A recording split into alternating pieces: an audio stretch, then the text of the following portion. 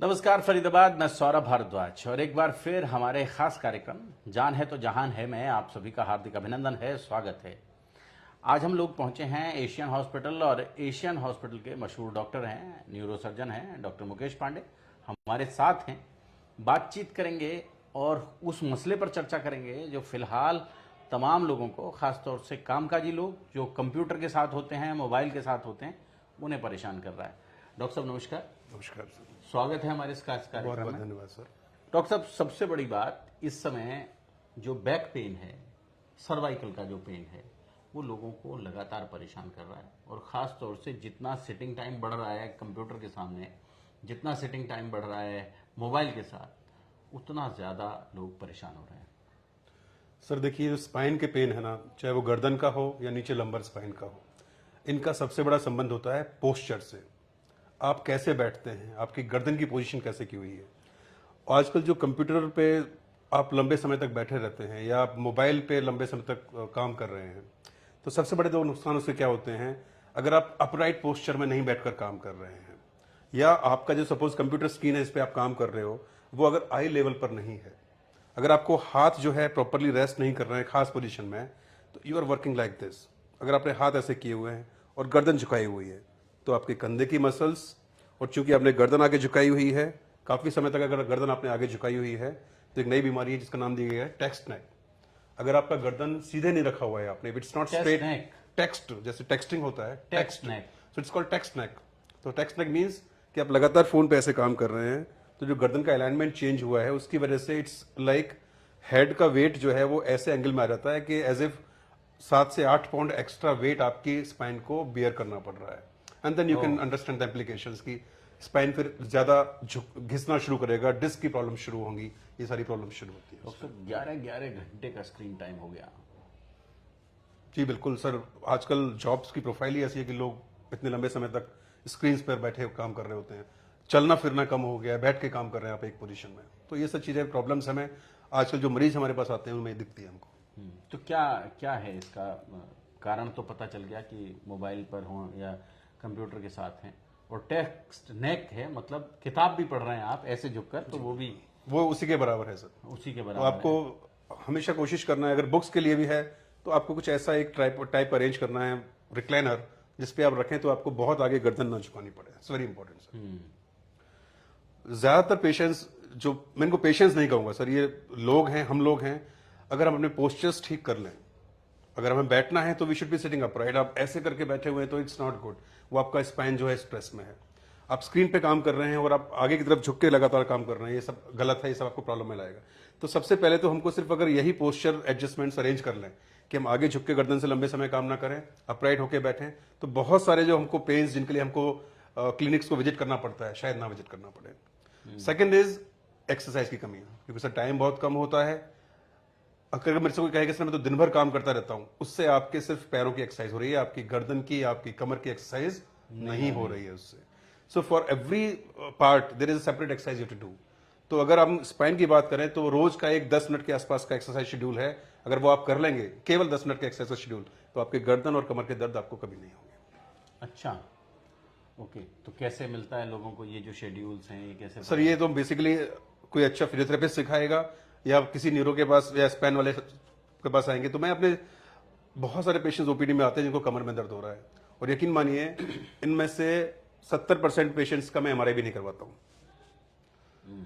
ज्यादातर पेशेंट्स को एक सिंपल सी एक्सरसाइज सिखा के हम वापस भेजते हैं कि आप ये कीजिए, फिर 2 हफ्ते बाद मिलते हैं, देखते हैं आपकी कंडीशन अभी कैसी है। डरने की तो मोस्ट ऑफ द केसेस में डरने की बात नहीं होती है, एक्सरसाइज से ठीक हो जाती है। कुछ लक्षण जिनमें हमको हाँ अलार्म बजना चाहिए कि नहीं यार ये हुआ है, अब मुझे किसी से जरूर मिलना है डॉक्टर को, समथिंग इज देयर।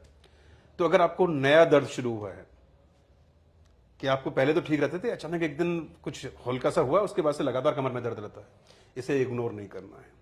आप एडवांस एज में हैं, आप 60s में और 70s में हैं, और आपको नया दर्द शुरू हुआ है कमर में, आई एम टॉकिंग अबाउट कमर का दर्द। मोस्ट ऑफ द टाइम्स कमर का दर्द मस्कुलर होता है, उसमें कुछ नहीं करना होता। लेकिन ये केसेस जैसे आपको 70 साल की उम्र है और आपको अचानक एक दिन कमर में दर्द शुरू हो गया, इसे आप इग्नोर नहीं कर सकते। इसका मतलब कुछ ना कुछ नया स्पाइन में हुआ है, कोई गड़बड़ किसी कारण से आपको कोई कैंसर वगैरह ऐसी चीज है सपोज, और आपको अचानक कमर में दर्द शुरू हो गया है, इसको इग्नोर नहीं करता है, इसका मतलब कुछ ना कुछ हो रहा है, नया चल रहा है बॉडी में।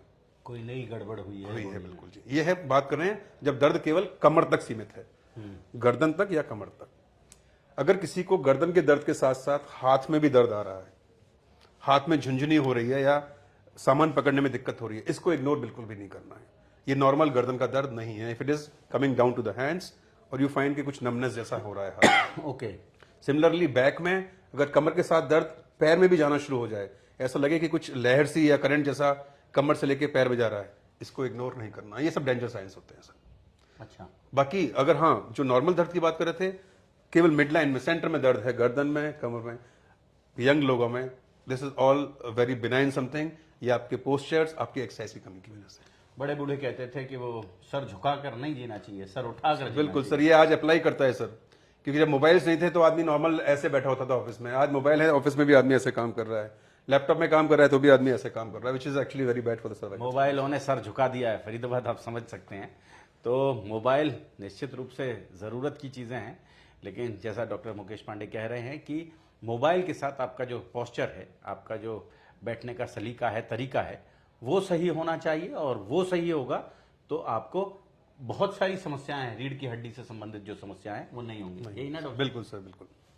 डॉक्टर साहब, ये तो बात हुई एक जनरल कि पोस्चर ठीक रखें। और लेकिन जैसा अभी आप कह रहे थे कि लोगों में जो जैसे हाथ में झंझनाहट शुरू हो जाए कमर के दर्द के साथ, तो उस सब को अवॉइड नहीं करना चाहिए, उस सब पर तुरंत संपर्क करना चाहिए, न्यूरो सर्जन के साथ बातचीत करनी चाहिए, उन्हें कंसल्ट करना चाहिए। तो वहाँ क्या लक्षण हैं, ये क्या क्या हो सकता है वो? देखिए सर, अगर गर्दन से हाथ में, कमर से पैर में दर्द जा रहा है जो कि हफ्ते 10 दिन 15 दिन से लगातार बना हुआ है, इसका मतलब बहुत ज्यादा संभावित है कि आपकी किसी डिस्क या किसी चीज से कोई नस दब गई है। क्योंकि हाथ में दर्द जाने का मतलब नस दबना है, पैर में दर्द जाने का मतलब नस दबना है। ओके। और बहुत सारे केसेस में दबी हुई नस अपना काम छोड़ना भी शुरू करती है, जैसे बोलते हैं नस डैमेज हो रही है। उसके लक्षण आएंगे, सुनपन शुरू हो गया है या किसी खास एक मसल से हम ताकत नहीं लगा पा रहे हैं। अगर वो लक्षण आ जाए तो ऐसे में लोगों को ऑपरेशन की आवश्यकता पड़ सकती है। नॉर्मली मैं कहूंगा कि डिस्क, जिसको डिस्क निकली हुई दिख भी रही है एमआरआई में, वैसे लोगों में से भी मुश्किल से 100 में से 5 या 7 लोगों को ऑपरेशन की आवश्यकता पड़ती है, जिनके एमआरआई में डिस्क निकली हुई दिख भी रही है। उनमें से भी 90, 92, 93% पेशेंट्स जिनके एमआरआई में डिस्क है, लेकिन जिनको कमजोरी नहीं आई है, किसी एक मसल की या किसी नर्व के डैमेज होने के साइन नहीं है, वो सारे के सारे पेशेंट्स भी फिजियोथेरेपी और कंजर्वेटिव ट्रीटमेंट में जाते हैं, ऑपरेशन की आवश्यकता नहीं पड़ती है। ये मैं जरूर जानता हूं कि स्पाइन के ऑपरेशन से लोग बहुत ज्यादा डरते हैं, बहुत ज्यादा। समाज में बहुत यह है कि स्पाइन का ऑपरेशन मतलब आप बिस्तर में लेट जाएंगे। मैं आपको एक वाकया बताता हूं। अभी 7 या 8 दिन पहले एक मैंने महिला का कमर का ऑपरेशन किया था, स्पाइन का। वो टूटी हुई हड्डी घूम लेके और दबी हुई नस लेके 21 ईयर्स शी इज रोमिंग। 21 साल से वो बिना दर्द के नहीं चली हैं और उन्होंने अपनी लाइफ को बहुत रेस्ट्रिक्ट किया हुआ था कि मुझे मालूम है कि मैं चल नहीं सकती, चलूंगी तो दर्द रहेगा। एंड शायद मुझे लगता है कि वो करीब करीब हर जगह घूम चुकी होंगी और हर डॉक्टर ने, न्यूरो सर्जन से आप मिलेंगे तो जैसी कंडीशन उनकी थी उसमें कोई भी ऑपरेशन की सलाह देगा उनको। आई डोंट नो किस हिम्मत से आके या मेरी किस बात से उनको प्रोत्साहन मिल गया, शी गॉट इट ऑपरेटेड। आज ओपीडी में दिखाने आई थी and she was like so happy कि 21 साल के बाद मेरा दर्द गया है। Can you imagine 21 years? तो लोग इतना डरते हैं स्पाइन की सर्जरी से कि 21 साल तक दर्द झेलने के लिए तैयार हैं, बट नहीं करवाएंगे, सर्जरी नहीं कराएंगे। भ्रांति यह है कि सर्जरी मतलब बैड। ऐसा नहीं होता है। हिंदुस्तान की मेडिकल साइंसेज बहुत आगे बढ़ चुकी है पिछले 20 साल में। सारे ऑपरेशंस एंडोस्कोप से, माइक्रोस्कोप से, बड़ी बड़ी मशीनों के द्वारा की जाती हैं, जिनकी कीमत करोड़ों में होती है। तो गलती होने का चांस नहीं उठता है अगर अच्छे सेंटर पे काम किया जाएगा तो डेफिनेटली। जोड़ेंगे फरीदाबाद आपको शहर की ऐसी ही और महत्वपूर्ण खबरों के साथ, ऐसी ही और स्वास्थ्य चर्चाओं के साथ। बहुत बहुत धन्यवाद।